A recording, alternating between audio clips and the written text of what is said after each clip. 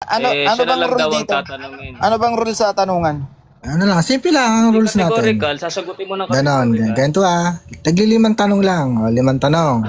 And then, pag tinanong ka ng categorical, Sige, sagutin mo ng categorical. And then, yung nagtanong, meron siyang 3 minutes para magbigay ng conclusion. After nun, ikaw naman user magtatanong ng 5. Sige. Palitan, de contempt. Okay, sige, Kuya Contempt, unang tanong. O sige, user. Sa talatang 24, ang sabi doon, wala si Tomas ng pagkakataong yon. Tanong, categorical. Pagka sinabing wala, present o absent? Absent. Categorical. Absent. So, tanggap mo Amen. absent si Tomas. Absent talaga? Tanggap mo Wala absent si talaga. Tomas. Amen. Di mo ba nabasa yung latag ko kanina? Di mo narinig? Absent sabi ko. Tanong. Sa talatang Pangalawang 25, tanong. ang sabi doon, sa talatang 25, sumasampalataya ba si Tomas? Yes or no? Saan? Ulit, sa talatang 25, sumasampalataya ba si Tomas? Yes or no? Kanino sumasampalataya? Kumplitoy mo yung tanong mo. Ba't ganito? Objection moderator, bakit nagtatanong siya? Kala ko ba ako nagtatanong? Hindi ko alam kung pa saan yung Ano lang, sinasampalataya. Kuya Contempt, liwanag lang yung tanong at di nyo magets. Kanino sumasampalataya? Tapos tanongin ng categorical. Ayan. Ayan. Ang sabi dito, hindi siya sumasampalataya sa pagkabuhay Ay, hindi ako sasampalataya. Talatang 25. Tanong, para lang sa clarification. Sumasampalataya ba si Tomas ng pagkakataong yan? Yes or no? Kung sa pagkabuhay, hindi. Sabi niya nga eh. So ito. Sumasampalataya ka, naniniwala ka doon sa hindi sumasampalataya. Yes or no? Pangatlong tanong. Sa pagkabuhay, oo. Kaya nga, objection moderator, ayaw sagutin ng yes or no? Saan ba tinutukoy mong talata dyan sa pagkabuhay? I-ano mo kasi, iliwanagin mo yung tanong mo.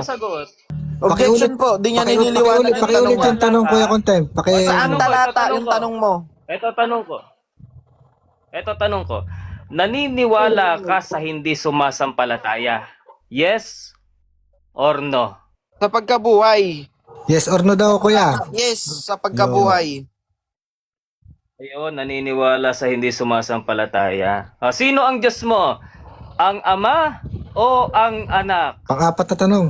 Parehas lang, kapatid. Panglima, pagka sinabing parehas lang, yung Ama at yung Anak pareho, pinagkumpara, pareho, ilan ang Diyos ni user? Dalawa o marami? Iisa. Iisang Diyos. Nasusulat, iisang Diyos. Pwede ba mag-follow up? Pwede ba mag-follow up doon sa Tapos sinabi ka na, niya? Kasi kapatid. sabi niya pareho Tapos ka na, kapatid. Ako naman. So, natapos na kayo, Contempt. Ano na lang, 3 minuto kang magbigay ng konklusyon. Eto, sa talata. Hindi, ano muna. Conclusion muna. Sige, user, sasagot mo. 3 minutes. Go. Conclusion Ang sabi natin kanina, ang pinagtanong natin dito kung absent ba si Tomas, di ba? May mga kumukontra sa sinasabi ni Kadyo Ventilasyon na absent si Tomas. Nung tinanong natin siya kanina, hindi naman natin ito kapatid, hindi natin ito kapanampalataya. Doon sa talatang 4, ang sabi natin, wala si Tomas nung pagkakataong yon. Tinanong natin siya kung pagka sinabi bang wala, present o absent. Ang linaw ng pagkakasagot ni user, ang sabi niya, absent. Sa madaling sabi, natitindigan natin yung itinuro ni Kadyo Ventilasyon. Nandun lang naman tayo. Ayan nga, nasa screen, absent nga ba si Tomas? Ang sabi niya, absent. Di amen na, di tapos na. Tapos, sa talatang 25, ang sabi ko doon, sumasampalataya ba si Tomas? Ang sabi niya ay hindi. Kaya ang sunod kong tanong, so naniniwala ka sa hindi sumasampalataya? Ang sabi niya ay yes. Kaya, delikado ang paniniwala at pananampalataya ni user. Kaya niya palang maniwala sa isang hindi sumasampalataya. Delikado pagka ganun. So, wave ko na yung time ko. Okay, so, user, 5 tanong para kay Contemporary. Unang tanong. User, open mo mic mo. Doon ba sa sinasabi mong hindi sumasampalataya, tumutukoy ba yon sa pagkabuhay ni Kristo o sa pagka-Diyos ni Kristo? Tumutukoy yon sa pagkabuhay ni Kristo sapagkat sa buong konteksto nun, wala namang itinuturong pagka-Diyos ni Kristo. Kaya yung pagtuturong pagka-Diyos ni Kristo, user, guni-guni mo lang yon. Kasi ang buong paksa nun, yung pagkabuhay ni Kristo at yun ang hindi pinaniniwalaan at sinasampalatayanan ni Tomas. Next Okay. question. Second question. Next question. Doon sa sinabi ni Tomas na my Lord and my God, sinaway ba siya doon ng Panginoong Hesus? Yes or no? Hindi, sapagkat wala namang naganap na blasphemy doon. Ano katunayan? Mayroong mga gumamit ng terminong yan, katulad ni Gideon, noong naniwala si Gideon na ang anghel nga ng Panginoon ang kausap niya, dahil dito kinalabutan siya sa takot at nanginig na nagsalita, Diyos ko, nakita ko ang ng mukhaan ng anghel ng Panginoon. Ibig bang sabihin, blasphemy si Gideon? Kaya yung pagka sinabing blasphemy, nagkamali na naman ng mga unawa itong mga kaibigan nating Katoliko. Next question. Third Okay. question. Kung sinabi mo na hindi sinaway, kung sa ganun, sumasang-ayon si Kristo sa sinasabi ni Tomas. Yes or no? Doon sa paniniwala nyo, no, kung pag-uusapan mo ay pagka-Diyos. Bakit? Alam ni Kristo na hindi siya ang pinatutungkulan ng tunay na Diyos sapagkat iyon ay mga alagad niya. Ang pagkakagamit nga ni Tomas doon, kung hindi ka nag-aaral ng English, interjection. Kaya nga mayroong talata, ang sabi doon, my Lord and my God, Thomas exclaimed. Yeah. Next question. Fourth, Sagot pangapat. mo naman. Okay. Pangapat. Kung doon sa sinabi ni Tomas na my Lord and my God, para kanino yon? Kay Hesukristo o sa Ama? Ang pinatutungkulan talaga ni Tomas pagka pag-uusapan ay my God, hindi yung tumutukoy kay Kristo. Walang pagkakaiba pagka ikaw, user, nadulas ka mamaya, oh my God. Di ba? Hindi naman yung tumutukoy sa Panginoong Hesukristo, pero bunga ka ng kanyang pagkagulat, nagkamali siya at nasabi niyang Panginoon ko at Diyos ko. Di ba? Sarapan mo yung tanong. Wala na pala, pang-lima na yun. Last question, Oh, user. last question. Sabi ni Panginoong Hesus, mapalad ang nananampalataya sa akin na hindi nakakita. Doon sa sinasabi niyang pananampalataya, saan tumutukoy yun? Sa sinasabi sa pananampalataya kay Jesus o pananampalataya sa Ama?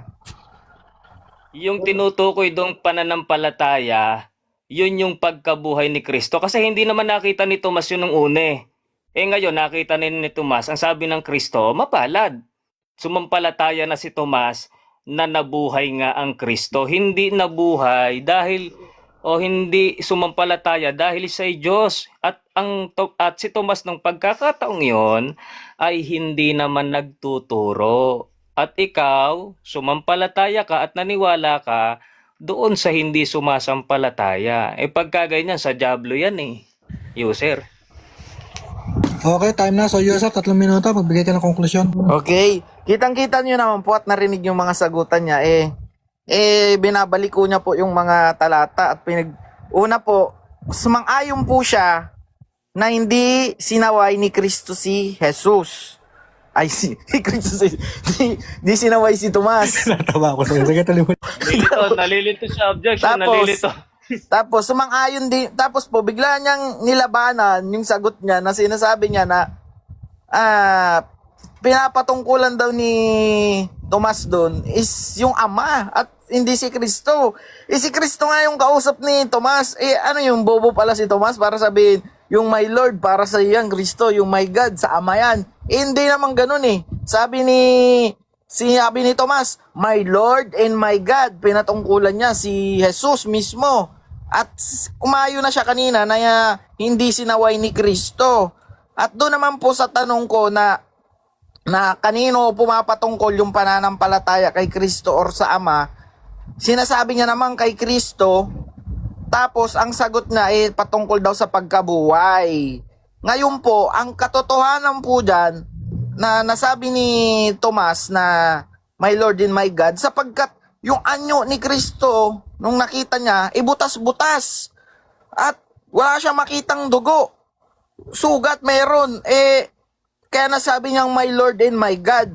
At tinipo niya pa mismo ang Panginoon at pinasok niya yung daliri niya sa sugat at napatunayan niyang buhay. Kaya niya nasabing my Lord and my God at sinabi ng Panginoon, mapalad ay nananampalataya ka na ba, Tomas? Mapalad ang hindi nakakita ngunit nananampalataya. At doon naman sa sinasabi ni contemporary kanina na bakit daw di nagpahipo si Jesus Christ nung pagkabuhay. Natural, nangaral siya nun sa Hades, di pa siya naakyat sa Ama, di pa siya nag-glorify ng Ama.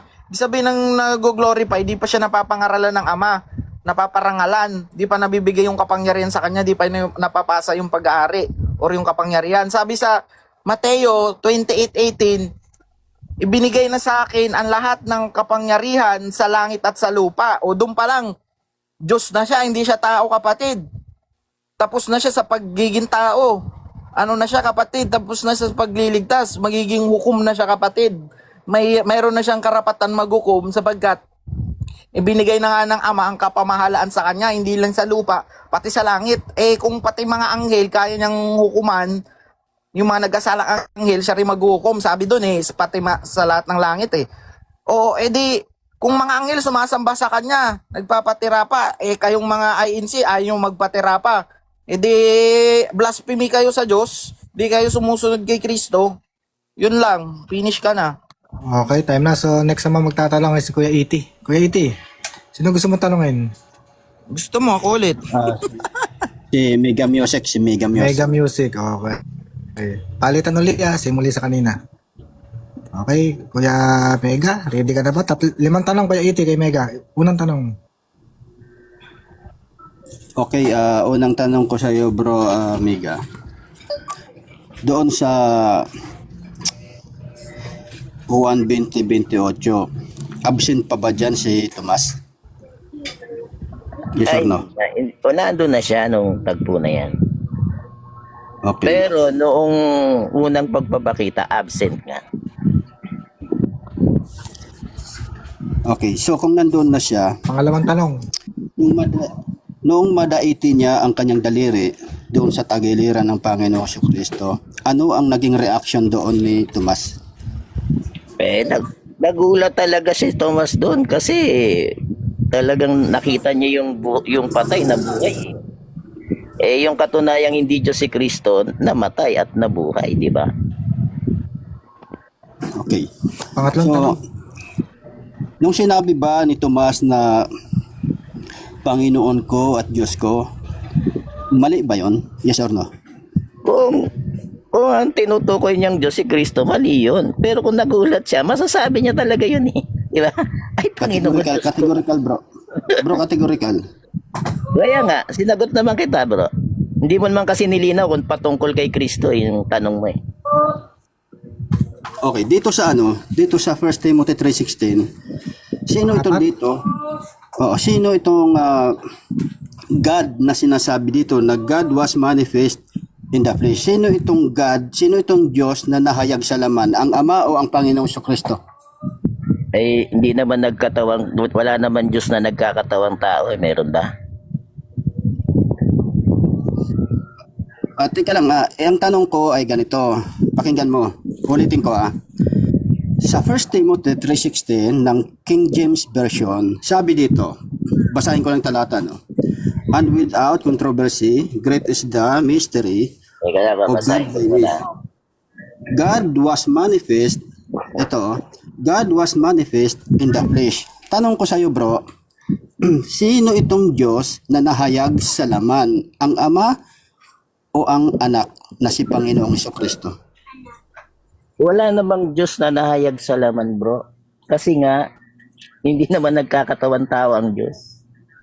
Nakasulat po, nakasulat po. Binabasa ko nga po sa Biblia. Hindi, kung meron kang nabasang ganyan, maling salin yan, bro. May mabasa ka ba ang tunay na Diyos nagkatawang tao? Tanungan lang kayo, kapatid. So, okay. So, maling salin. Okay. Tumakbo ka na sa Timoteo, 2028 yung topic. Hindi, related naman Last po ito question? sa pagiging Diyos ng Panginoong Kristo. Okay. Last question. Doon sa Juan 12, Tsaka doon sa talatang ginamit mo, bro, wala naman Diyos na teka lang bro, nagtatanong po nakasulat. ako. Pero ba? Patapusin lang yung tanong, Kuya Mega. Sa 16. Para maintindihan malinaw. Sige. Tanong ka na lang. Sige, Kuya Iti, pakitapos yung huling tanong. Doon sa Juan 12:41 ng magandang balita na sinabi doon ni Juan, sinabi ito ni Isaiah sapagkat nakita niya ang kaluwalhatian ni Jesus at nagpahayag siya tungkol kay Jesus. Tanong ko sa iyo dito bro, nagsisinungaling ba ito dito si Juan, yes or no? Sino? Si Juan? Hindi. Kasi yung kalawalhatian naman yung nakita. Thank you. Yung glory. Hindi naman yung likas na kalagayan. Okay, time na. Magkaiba So, Kuya Iti. Tatlong Ako minuto naman para magtatanong. conclusion. Ako naman magtatanong. After, conclusion muna si Kuya Iti. Conclusion muna sa sagot mo. Kuya Iti, 3 minutes. Okay, so maraming salamat malinaw naman po mga kapatid no, yung kanyang mga kasagutan sa ating mga katanungan ang ating obserbasyon po sa aking mga katanungan at sa kanyang mga kasagutan ay red herring po no, dahil yung kanyang mga sagot doon sa mga tanong ko ay hindi po lapat no, paiwas dahil maliwanag po yung aking mga tinatanong sa kanya doon sa Juan 20:28. At inamin naman niya sa verse 28 ay hindi na daw doon absent si Tomas. So ang sabi niya mali, no, pinamalian niya talaga yung isang apostol no, na mismo pa ang Panginoong Jesucristo ang pumili. No? So ang mga apostol pala ay hindi po talaga sila mga guided no ng Holy Spirit dahil nagkakamali talaga pala ang mga apostol sa kanilang mga sinasabi o sinasalita. No? Kaya nung sinabi pala yun ni Tomas na Panginoon ko at Diyos ko, mali. No? Mali daw yon. Kaya ang Bible mismo, yung kanilang pinamalian, kung ano yung nakasulat, malinaw verbatim na nga No? Mababasa na nga, verbatim, pinamalian pa. Bakit kaya ganon?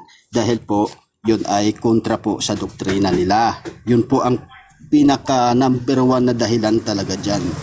No? Pero kung pabor yan sa kanila, yun po ay tama. Biruin mo pati yung KJV, no? King James Version, nakasulat sa 1 Timothy 3:16, binasa naman natin, no? Hindi naman tayo nag-imbento ng talata. Mali pa rin para sa kanila. Maling salin daw, no? Paano na?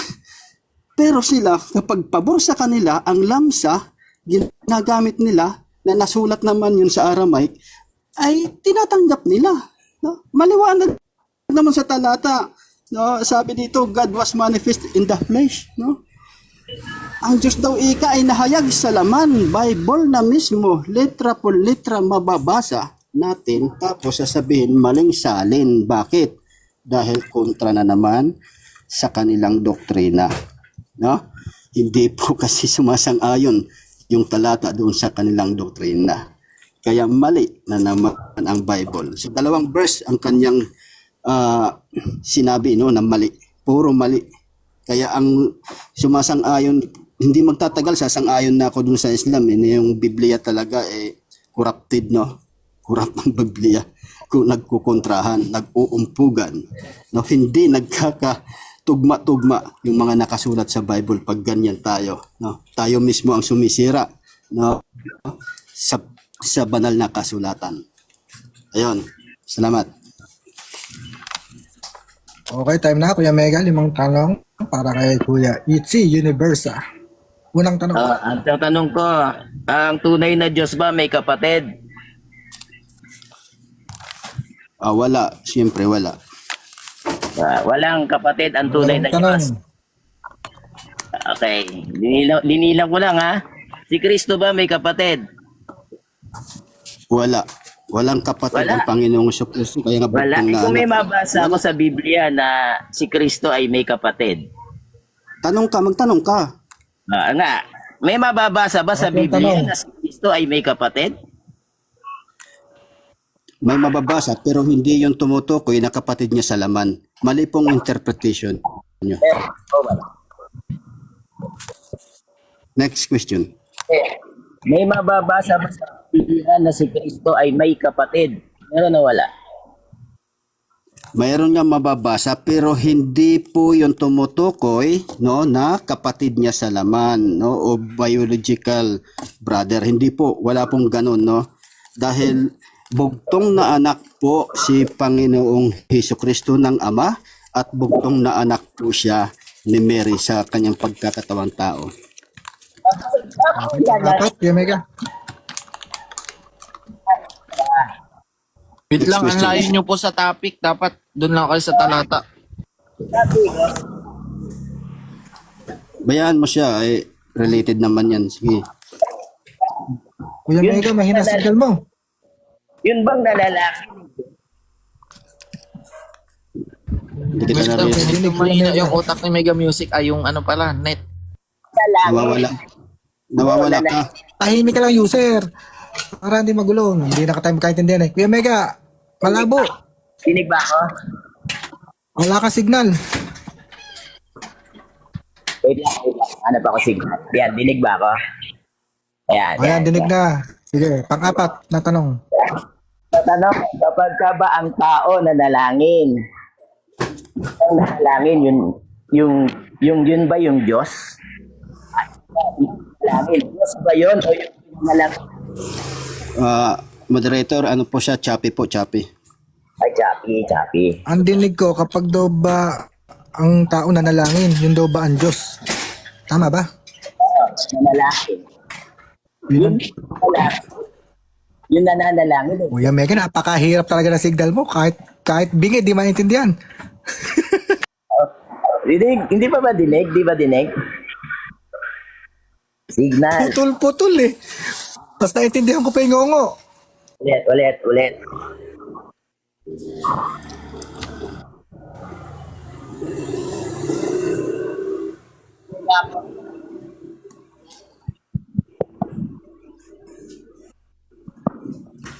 Nawawala ka, brother. Di ka talaga pinapahintulutan. Ayan, okay na? Ayan, okay na. Sige. Pang-apat na tanong ulit. Wala Loud pa and rin. clear. Wala. Yun, nawawala na naman. Yun bang angin? Yun bang Diyos ba yun? Ayan. Pakiayos mo muna signal. Yun daw bang nananalangin? Diyos daw ba yun? Yun ang tanong ni Kuya Mega. Okay. Itong sagot ko, bro. Nasa taong kalagayan si Panginoong Kristo nung siya ay manalangin. At tanong ko, ang tunay na Diyos ba yun, yung nananalangin? Ang sinagot ko na po, moderator. Nasagot na kuya, wala ka namang categorical eh. So last question na, palima. Last question na ako. Ilan ang Diyos mo? Isa lang, kayo lang po ang marami ang Diyos. Kasi aral nyo po yun, doktrina nyo po yun, na nasasabi na maraming Diyos o tatlong Diyos, dalawang Diyos. Bagkos ang aral po ng Catholic Church ay isang Diyos na may tatlong persona. So isang Diyos lamang po. Okay, tapos na. So Kuya Mega, 3 minuto, konklusyon. Go!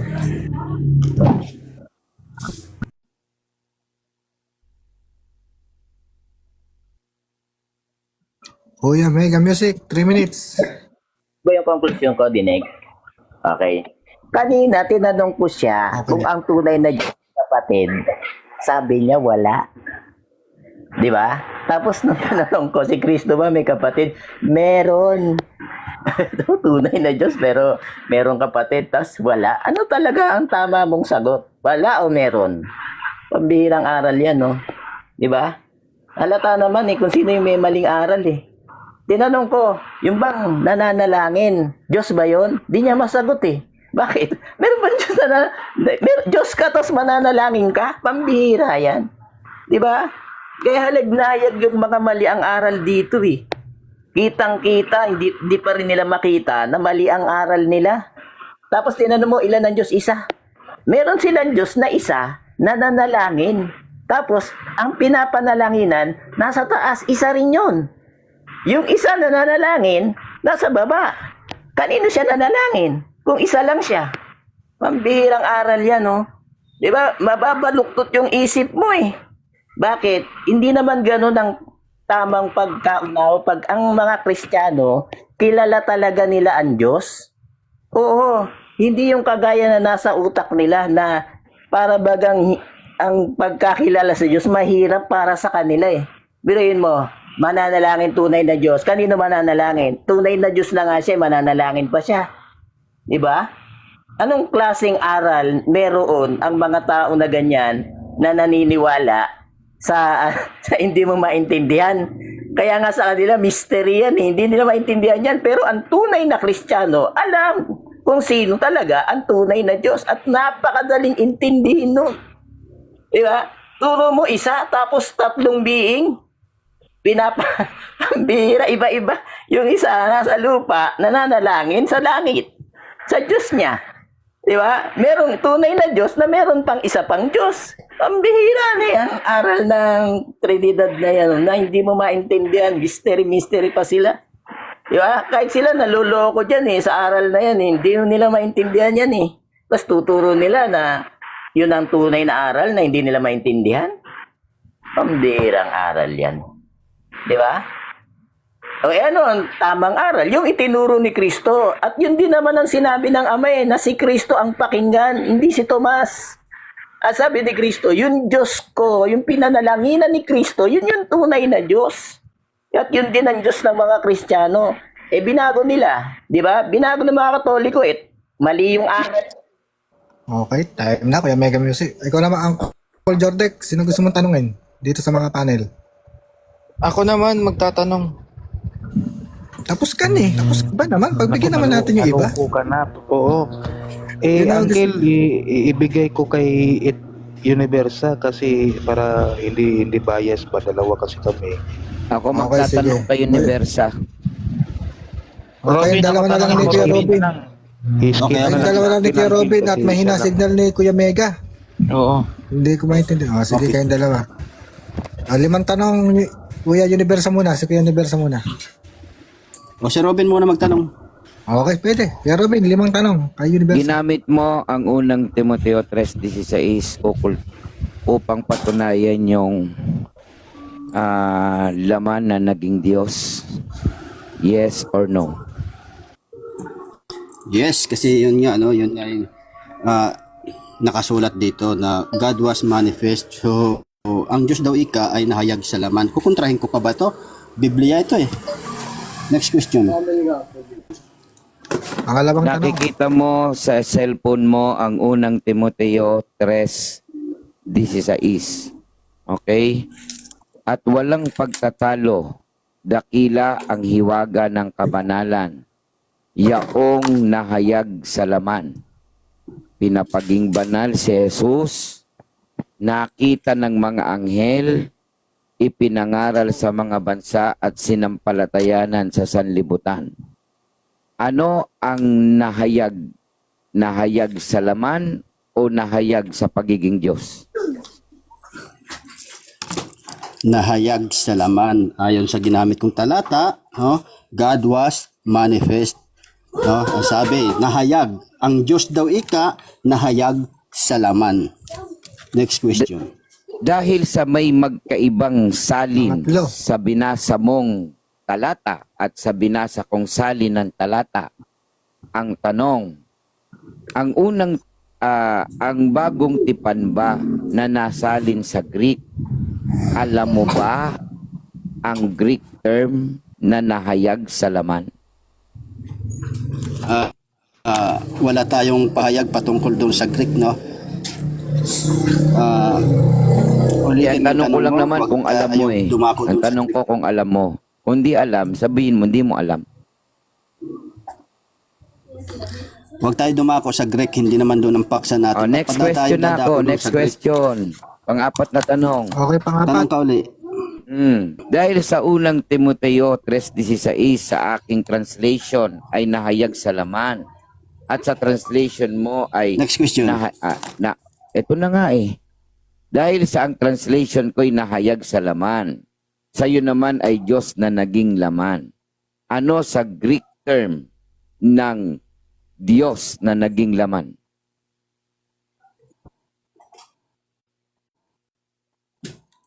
Next question. Wala Okay, tayo sa Greek. panglimang tanong. Plus. Panghuling tanong. Sa okay. Teka lang ah. Pakita ko lang yung talata para may pinagbabatayan tayo. 1:20-28. Para hindi natin sayang kasi ang dami ng pas eh. Para hindi sayang yung tanong ko. Sa 1:20-28, sumagot si Tomas. Sinabi ni Tomas sa kanya, Panginoon ko at Diyos ko. Ginamitan ba ng punctuation mark? At kung ginamitan ng punctuation mark, Ito tanong. Ano ang kahulugan ng punctuation mark?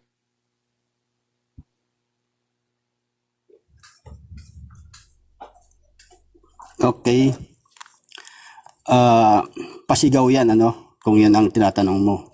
Pero hindi yan nangangahulugan, hindi yan na nagpapatunay na si Kristo ay hindi Diyos. Maliwanag naman kung ano yung lumabas sa bibig ni Tomas, Panginoon ko at Diyos ko.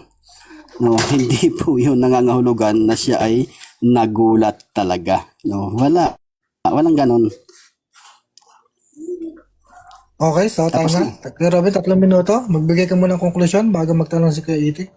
Okay, so pansinin po ninyo, kapag ang talata ay may magkaibang kahulugan at ibang terminology na ginamit, ang gagawin nating paraan, kukuha tayo ng ibang translation ng Biblia.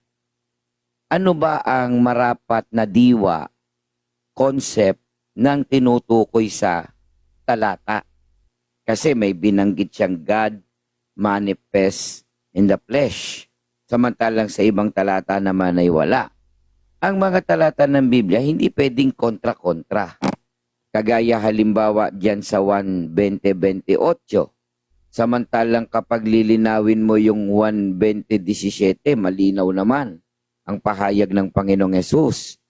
Huwag mo akong hawakan dahil hindi pa ako nakababalik sa aking ama. Pumunta ka sa mga kapatid ko, sabihin mong babalik na ako sa aking ama na inyong ama. Yan din ang dapat na ama na makilala ng mga apostol. At aking Diyos na inyong Diyos. Ang ama ang dapat na makilalang Diyos ng mga apostol at siyang Diyos din ng Panginoong Hesukristo. Kaya kapag sinabi natin doon sa konklusyon, sinabi ni Tomas sa kanya, Panginoon ko at Diyos ko, lilitaw yung Diyos ni Tomas na si Kristo na Diyos niya ay ang Ama. Magiging kontra yung Diyos ni Kristo na ang Ama, yung Diyos ni Kristo na ang Panginoong Hesukristo. So, ano ang tamang pagkakasalin at pagkaunawa na sinabi sa kanya ni Tomas, Panginoon ko at Diyos ko?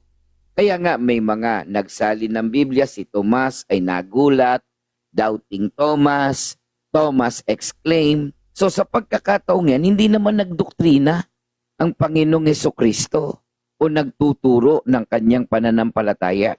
Mula sa pagkabuhay na maguli ng Panginoong Hesukristo, nakita ni Tomas na nabuhay na noon ay hindi natanaw ng Apostol Tomas. Halimbawa, wala ako sa likod mo, pero maya-maya, pagkisap ng mata mo, nandyan ako sa harap mo. Ay, kabayo. Ibig sabihin, kabayo yung nasa harap mo. Sa iyong pagkagulat, nasabi mong kabayo, hindi ang kaharap mo kabayo. Hindi rin ang sinabi ni Tomas, Diyos si Kristo. Yan ay naibulalas niya, na naipasigaw niya sa kanyang sarili, Panginoon ko at Diyos ko. Kaya nga, basahin niyo yung mga kasunod na mga talata. Hindi naman pinakilala ni Tomas na Diyos si Kristo. Yan ang ginagamit nyo para pagbatayang si Kristo ay Diyos, nagkakamali po kayo. E ang tamang pagkaunawa, ang Tomas, ang Diyos ni Tomas ay ang Ama at ang Panginoon ni Tomas ay ang Kristo. Okay, time na. So, Kuya Iti, ikaw naman, 5 tanong para kay Kuya Robin. Okay. Unang tanong ko sa iyo, Ruben. Saan makikita sa Biblia itong sinabi? Saan makikita doon sa aklat ni Isaya itong sinitas ni Juan, ni Apostol Juan, na sinabi ito ni Isaya sapagkat nakita niya ang kaluwalhatian ni Jesus at nagpahayag siya tungkol kay Jesus. Saan ito makikita sa Book of Isaiah? Pakibigay mo yung talata, makikita ko kung saang talata sa Isayas. Pero hanggat wala kang binibigay na talata, paano natin maiko-conclude kung saan kukuha yung Isayas? Ang aklat ni Isayas, napakaraming Juan 12. talata. Oh, Ito, makinig ka, basahin kong talata ha. Bigay ko sa iyo. Juan 12, Kapitulo 12, versikulo 41. Ng magandang balita Biblia. Sinabi ito ni Isaias sapagkat nakita niya ang kaluwalhatian ni Jesus at nagpahayag siya tungkol kay Jesus. Tanong ko sa iyo, saan ito makikita doon sa aklat ni Isaiah na sinitas ni Juan? Saan ito? Isayas 6:9 hanggang 10 tungkol sa pagkatigas ng puso ng bayan. Ganito ang mababasa natin sa Isayas 6:9. Isayas, standby. Naglalag ang ating laptop. Isayas 6:9. Ayan na, 9. At sinabi niya, ikaw ay yumaon at saysayin mo sa bayang ito, inyong naririnig nga. Ngunit hindi ninyo nauunawa at nakikita nga ninyo. Ngunit hindi ninyo namamalas. 10. Patabain mo ang puso ng bayang ito at iyong pabigatin ang kanilang mga pakinig at ang iyong ipikit ang kanilang mga mata, baka sila'y mga kakakita ng kanilang mga mata, mga karinig ng kanilang mga pakinig, at mga kaunawa ng kanilang puso at mga balik loob at magsigaling. Next question. Second question. Okay. Next question. Pwede mo ba basahin ang verse 1? Pwede. Yan lang naman ang question mo eh. Di sinayang mo lang yung tanong mo. Noong taong namatay Okay. ang Haring Osias, ay nakita ko ang Panginoon at nakaupo sa isang luklukan, matayog at mataas at pinuno ang templo ng kanyang kaluwalhatian. Okay. Next question. Pangatlong tanong. Yung nakita ni Isaias dyan na Panginoon, sino yan ayon kay Juan? Yung nakita, Sagot, wag mo akong tanongin. hindi, nililinaw ko yung tanong mo, kung saan mo kinuha yung tanong mo. Kailangan alam ko Diyan kung sa saan verse mo 1. kinuha yung tanong mo. Noong Diyan sa taong verse 1. namatay ang Haring Usyas, ay nakita ko ang Panginoon na nakaupo sa isang luklukan. Matayog at Tanong. mataas. Ang tanong mo, sinong Panginoon? Itong tanong ko sa iyo. Yung nakita diyan ni Isaias na Panginoon, sinong Panginoon yan ayon kay Apostol Juan? Pangitain yan. Basta aklat ni Propeta Isayas, yan ay propesiya. Kapag ka po sinabi nating nakita, ay kukontrahin yan ang 1:1:18. Sabi ko nga sa iyo, sa talata ng Biblia, walang kontra-kontra. Bakit? Sapagkat sa 1:1:18, walang taong nakakita kailanman sa Diyos, kundi ang bugtong na anak na nasa sinapupunan ng Ama. Maliwanag sa concept ng Isaias 6:9, kapag babasahin mong tuloy-tuloy, yan ay pangitain. I think nasa Gis at pangitain niya. Yan ay vision. So, Okay. teka, mayroon pa ako isasagot sa'yo. Ang Isaias Ang haba ng 6:9 ay pangitain ng kaluwalhatian. ng ating Panginoong Diyos. Hindi ito pagpapatunay na si Kristo ay Diyos. Yan ay katuparan ng propesiya ng Diyos para kay Kristo. Next question. Pang-apat? Pang-apat. Okay. Kuya. Pang-apat na tanong. Babalikan kita dito sa ano, no? Dito sa 1 Timothy 3:16 ng King James Version. Tanong ko sa iyo, sino itong Diyos na nahayag sa laman? Ang Ama o ang Panginoong Kristo? Mali ang tanong dahil hindi naman Diyos si Kristo sa Anong maling tanong tanong? na yan. Dahil ang aking talata na Anong maling ipinakita sa tanong? iyo, nahayag sa laman. Kaya ang Ulitin ang tanong na tanong, sino Kuya. ang Ito, mabasa. Diyos, mali ang tanong. So kung ayaw mo yung sagot ko, at least nasagot kita. Babasahin ko yung tanong, babasahin ko muna yung talata, no? Ayan na nga yung talata, nasa harap mo na eh. Ito. And without controversy, great is the mystery of godliness. God was manifest in the flesh. God, sabi dito ha, God manifest. No? Manifest in the flesh. Tanong ko sa iyo, sino itong Diyos na nahayag sa laman? Bible po ito na binabasa natin o binabasa ko. Sino yan, Diyos na yan na nahayag sa laman? Ang Ama o ang Panginoong Kristo? Wala po sa talata na binibigay mo na batay sa ipinakita ko sa tanong mo na God. Kasi sa unang Timoteo 3:16 na ating pinag-uusapan kanina, may iba't ibang salin. Pinatunayan mo naman kanina na hindi mo alam sa Greek, kaya hindi ko sasagutin yan sa maling tanong mo dahil ininject mo agad Diyos si Kristo sa talatang yan. Okay? So pag-aralan mo muna yung iba't ibang salin ng unang Timoteo 3:16 para maging tama yung iyong pagtatanong. Okay na. So, mag-conclude na ako, no? May last pa. May Lima. last pa ba? Last na lang, last. Okay. Last question ko sa iyo. Maling salin ba ang King James Version ayon sa Iglesia ni Cristo? Yes or no? Maling salin kapag ka ang ginawa niyong Diyos Yes or no? ay yung laman. Maling Yes or salin. no? Yes Maling or no? salin. Yes or no? Yes. Yes, maling salin kapag yung Diyos ay ginawa niyong laman. Sapagkat ang Diyos kailanman hindi magiging laman o tao. Kaya kapag kaalinmang salin ng Biblia at patutungkulan ang Diyos ay naging tao, yan ay maling salin ng konsepto ng Biblia.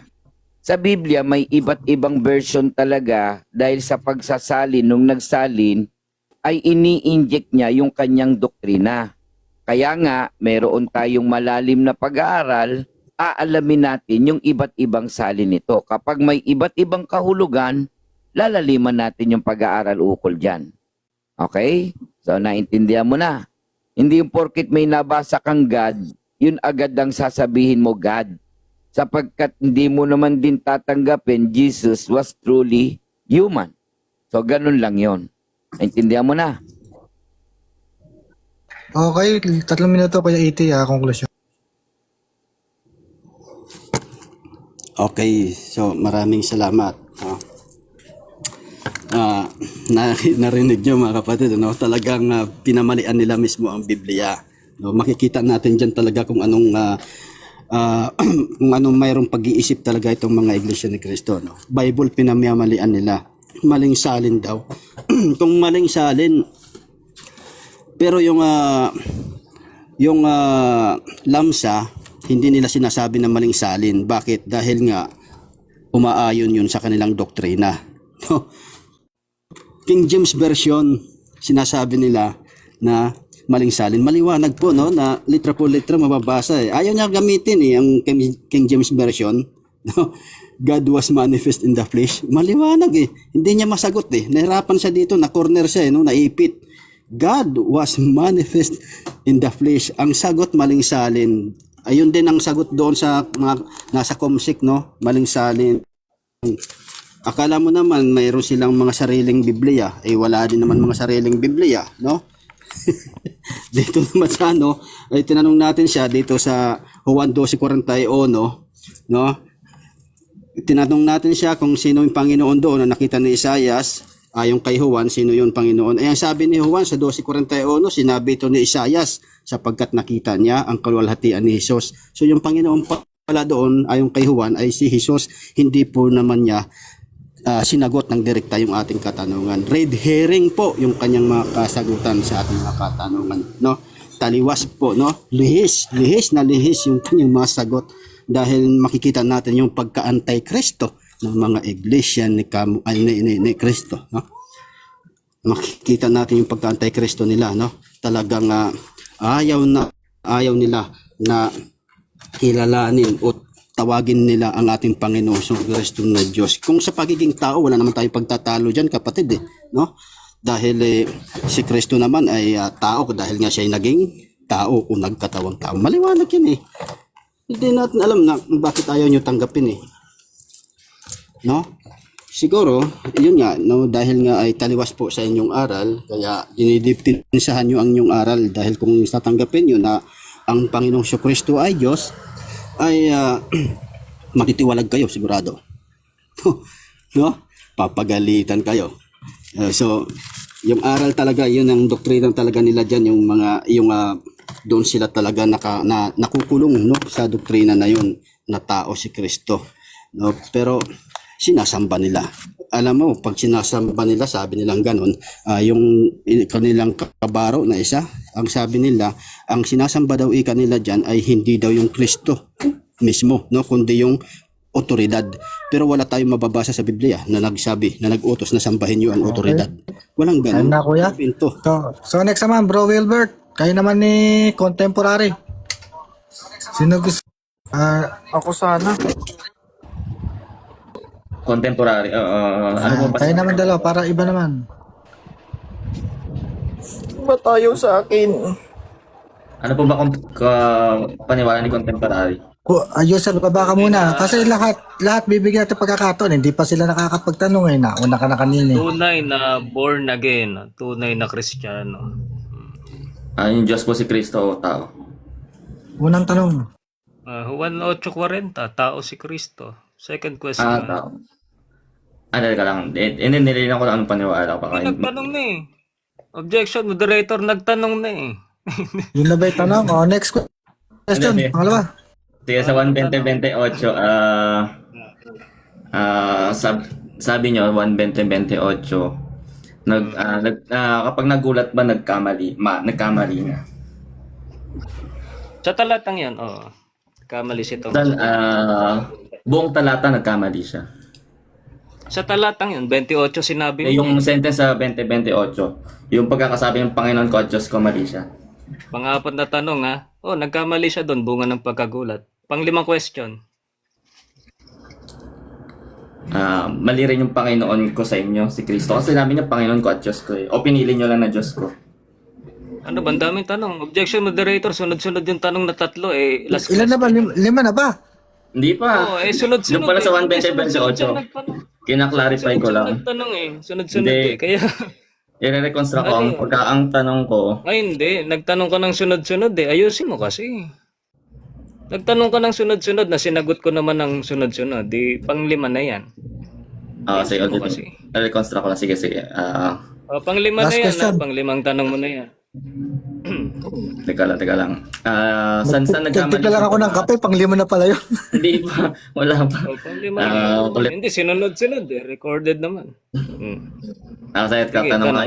Hindi naman literal na na parang tanong na ganyan. Ibig sabihin yung diwa. Sige, ang diwa, tanong na yun. Sige, ang sumagot si Thomas, sa kanya sinabi, Panginoon ko at Diyos ko, yung sentence na yon, sige, bubuuin ko lang, yung sa diwang tanong. Saan nagkamali si Thomas na sa sinabi niya, sa Panginoon ko at Diyos ko? Dahil sa kanyang pagkagulat, naibulalas niya na Panginoon ko at Diyos ko. Ito namang mga Katoliko, kayo, nakatulad nyo, kung may nabasang ganun, akala nyo pinatungkol kay Kristo yon. Kaya kung si Thomas ay kawalan ng pananampalataya, nagkamali at nagulat siya at yun ay nasabi niya, Kayo naman, bunga ng pagkakamali din ng pagkaunawa ng talatang yon. Ako naman magtatanong. Hindi, yung Okay, Diyos ko 3 lang minuto mali muna. ang Conclusion muna si Kuya Wilbert. 3 minuto lang. Bro Wilbert, Sige, conclusion muna. conclusion. Ang konti ng taso. After ko naman contemporary. Hindi, sige, ganito yun. Kaya ako tinatanong na ganyan. Kasi kapag sinabi lang nagulat, nagkamali na. Kasi sabi kanina ni Brad Robin, pag kabayo, nagkamali na yung kabayo. Buong sentence, ito buong sentence, Panginoon ko at Diyos ko. Di dapat wala na rin yung Panginoon ko. Di nyo na rin Panginoon si Jesucristo. Di ba? Diyos ko lang kinuha nyo. Buti magaling yung writer, si Juan. Ang Diyos ko, sinulat niya sa dulo, Panginoon ko at Diyos ko. Hindi niya inuna yung Diyos ko kasi di ba parang common, sabi niyo nagulat na Diyos ko. Huwag niyo na rin tanggapin si Kristo na Panginoon. Kung ganun, kung dapat buong sentence binura at si Juan, very logical at magaling na writer to. Kung nagulat yan na parang na wala lang kwenta, hindi niya susulat yan. Di ba? Bakit niya sinulat ng Panginoon ko at Diyos ko? Na, yung kung nagulat ka lang na, ay kabayo, susulat mo ba yun? Hindi na. Kaya, ang ano kasi Iglesia ni Cristo, di ba, yung pinipili lang yung mga gusto nilang verses, pinipili nila yung mga inaayon nila, nasa isip nila na tao si Kristo, ganyan. Pag nagbasa ng Bible, yun na yun. Tao si Kristo, kukuha ka ng maraming palusot na kunyari mga Panginoon ko at Diyos ko. Nagulat yan si Thomas. 1 Timothy 3:16, marami pumupunta kunwari sa Greek, di ba? Maraming mga translation at yung mga translation naman nila ginagamit nila yung sinasabihan nilang ano, di ba?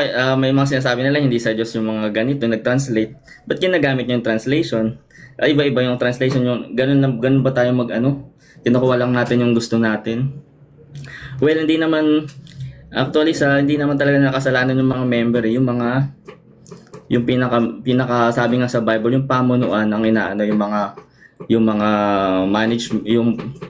yung pinaka head, yung mga member na dadaya lang yan.